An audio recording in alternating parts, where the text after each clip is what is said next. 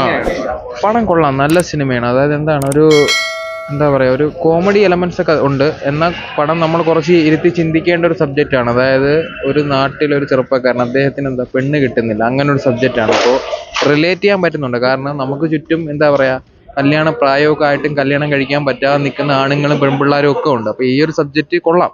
ഒരു ചെറുപ്പക്കാരൻ, അദ്ദേഹത്തിന് കല്യാണം കഴിക്കാൻ പറ്റുന്നില്ല, ഒരുപാട് എന്താ പറയുക, കല്യാണ ആലോചനകളൊക്കെ മുടങ്ങി. പിന്നെ എന്താ പറയുക, അദ്ദേഹത്തിന്റെ ചുറ്റുപാടുള്ള ആൾക്കാർ അദ്ദേഹത്തെ കളിയാക്കുന്നു, അങ്ങനെയുള്ള സംഭവങ്ങളൊക്കെയാണ്. പടത്തിൽ നല്ല കോമഡി ഉണ്ട്. അതുപോലെ തന്നെ എന്താ, നമ്മൾ സീരിയസ് ആയിട്ട് കുറച്ച് ചിന്തിക്കേണ്ട എലമെന്റ്സ് ഉണ്ട്. ഓവറോൾ നോക്കുകയാണെങ്കിൽ നല്ല പടമാണ്, നമുക്ക് കണ്ടിരിക്കാൻ പറ്റും. ഫാമിലി പ്രേക്ഷകർക്കൊക്കെ ഇഷ്ടപ്പെടുന്ന ഒരു സംഭവം തന്നെയാണ്.